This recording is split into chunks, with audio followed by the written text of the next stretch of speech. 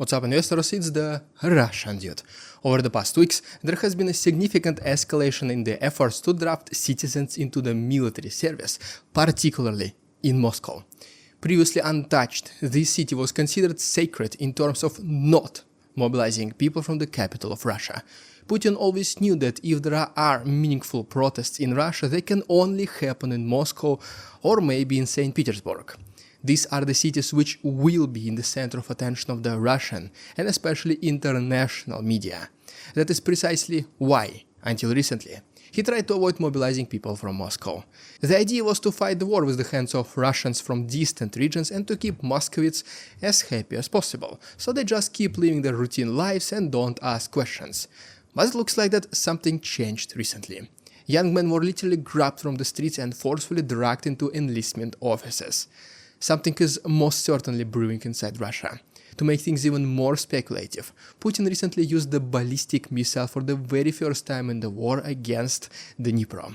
And while there were no extraordinary devastating consequences, his message was received by the West loud and clear.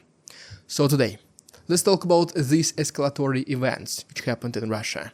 Is Putin planning something, or is it just yet another attempt at blackmail? In today's video, we'll try to answer these questions.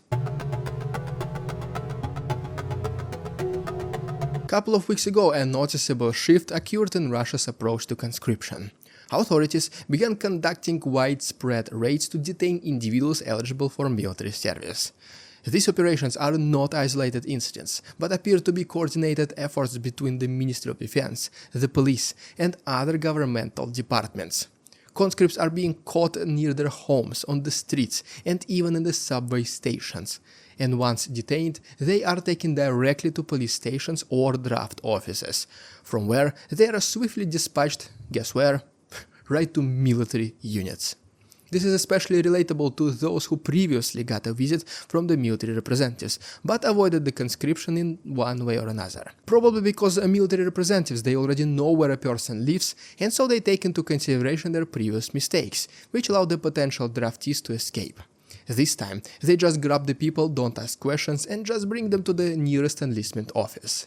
The idea here is that if you do everything fast, the confusion of the person will not have a time to wear off, so there will be less resistance. This searching activity is not merely the result of local officials trying to please their supervisors, but seems to be a part of a broader strategy to meet conscription quotas. The promised electronic registries, which were supposed to streamline and regulate the conscription process, have yet to be fully implemented.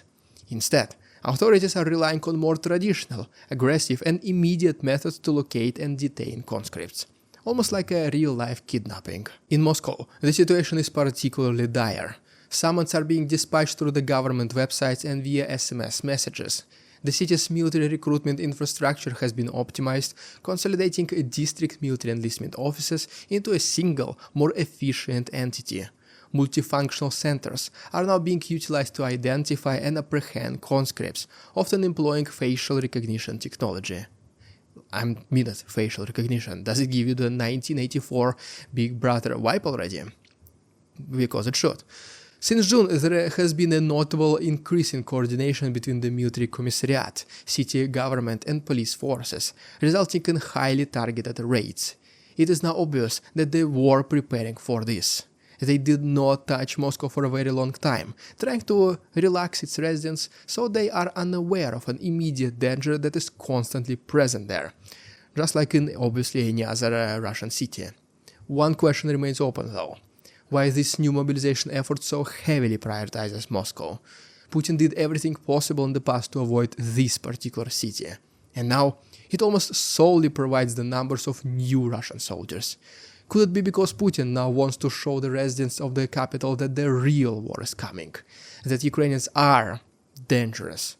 Muscovites might be way too unaware of these events to Putin's liking, and maybe they started transitioning from neutral interpretation of the war to opposing one. Which brings us to the original fear of Putin, that if there are huge protests in Russia, they can only happen in Moscow or similar cities. Could it be the attempt by the regime to put Moscow residents in line with everyone else? We Unfortunately, might find out soon enough. Guys, before we talk about the legal changes in conscription efforts, the first ever use of ballistic missile and the potential escalation from Putin, I wanted to show you a really goofy video that I recorded with my friends last weekend. They were very excited for you to see it, so please enjoy.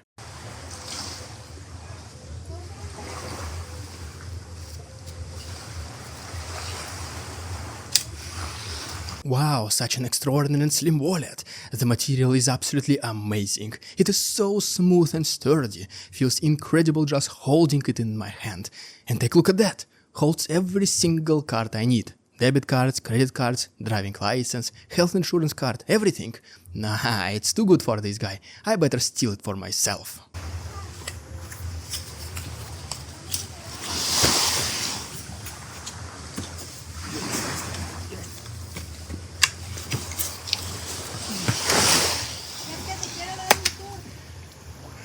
Well, unfortunately my space grade aluminum extra pro wallet is gone. It's no retrieving it, but luckily I do have an extra tracker card inside, which will allow me to track this punk anywhere across the world. I can share this location with Colombian cartel. They're gonna get him and I will get my wallet back. Simple as that. Thank you so much, Exter.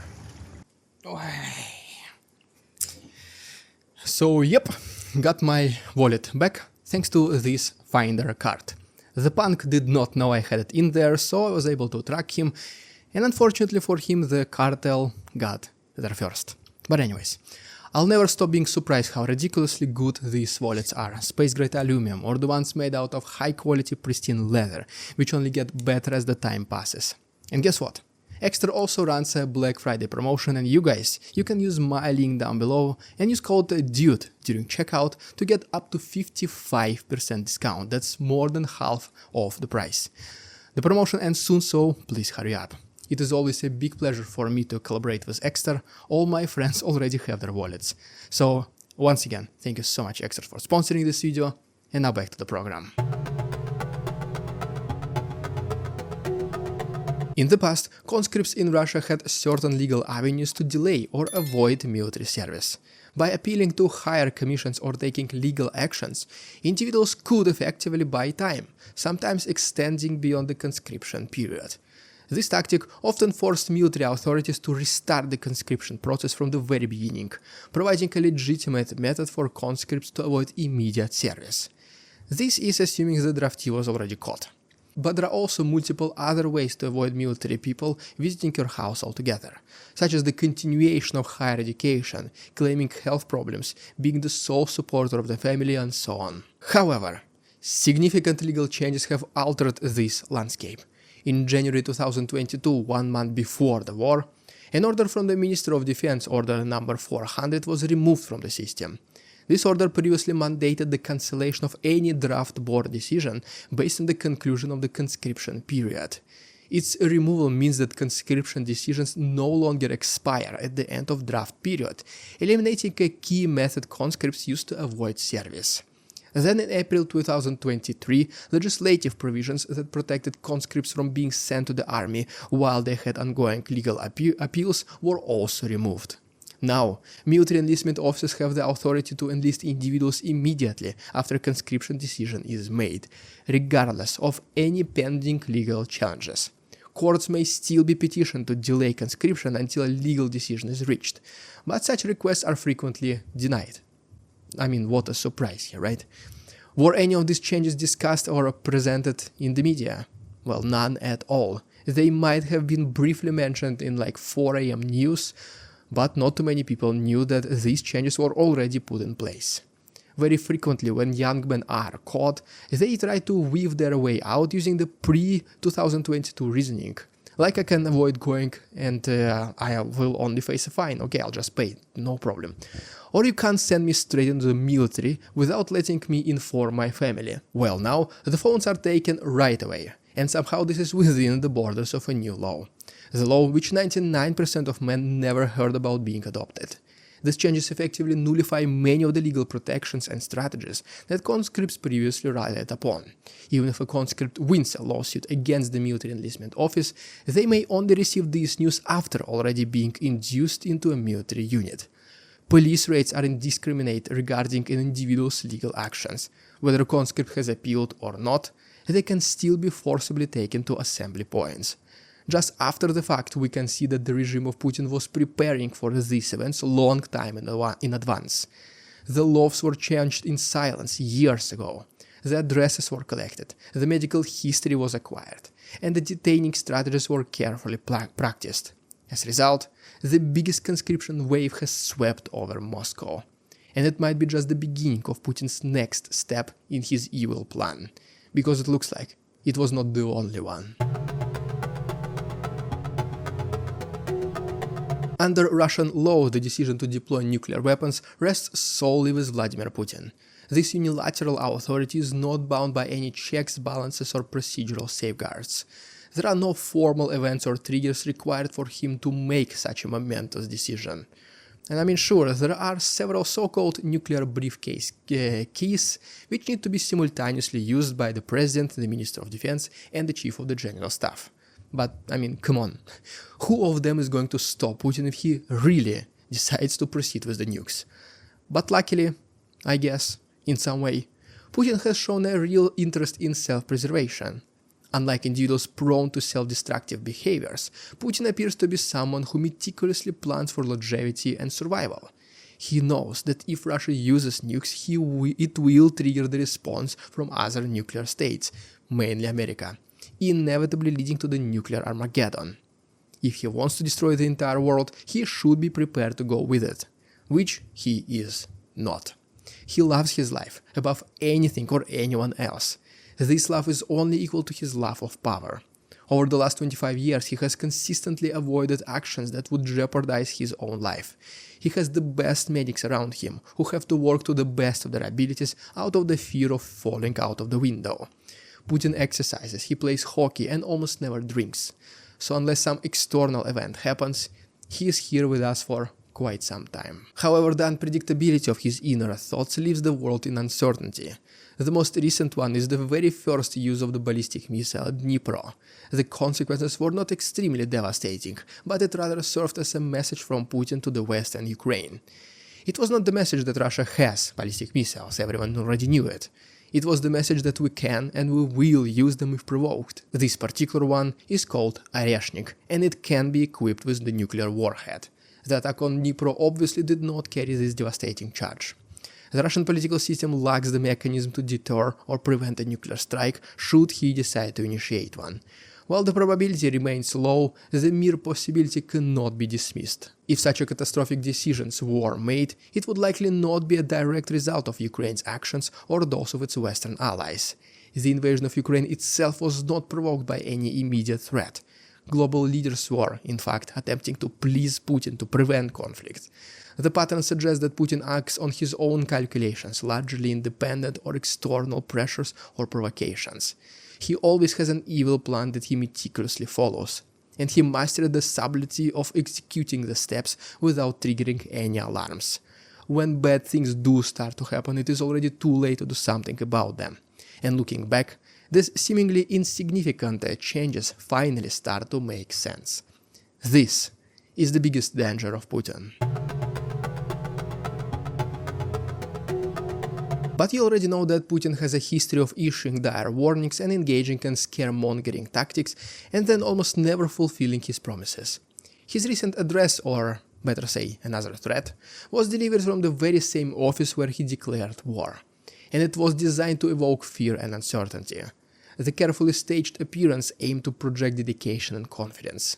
The pose, the facial expressions, the tone of voice, he tried to recreate everything just to sound exactly the same dangerous as it was in the February 2022. But it was not met with the same horror, and it was almost 3 years ago. Instead, people compared and made even side-by-side videos showing how really Putin changed. And he does not look like he's in his best shape, neither mentally nor physically. Then we also have Putin's assumption that Russia is entitled to strike military assets of countries supplying Ukraine. But it also does not correspond with his actions. Instead of targeting NATO bases or supply lines, he continues to focus on Ukrainian cities. He tries to break the will of Ukrainians, especially the regular people. but every attack against their cities, especially if they or their neighbors, friends or relatives are affected, it unites the people of Ukraine even further. This Putin's inconsistency between threats and actions indicates a reluctance to provoke a direct, real conflict with NATO, which could jeopardize his regime and potentially even his life. His strategy appears to be maintaining a facade of strength while avoiding steps that would trigger a larger, uncontrollable war. It might even seem that he wants to win and he knows how to do it, but he's just too afraid to proceed. Well, there I heard, guys. Thank you once again extra for sponsoring this video. If you enjoyed today's episode, please subscribe to my channel for more videos like this. Thanks so much for watching. See you on Tuesday. We won't succumb to their tricks, the facade they try to sell. Their twisted words and feeble claims on us all they cannot quell. We see through their lies, their feeble attempts to sway. We do not believe in ridiculous Russian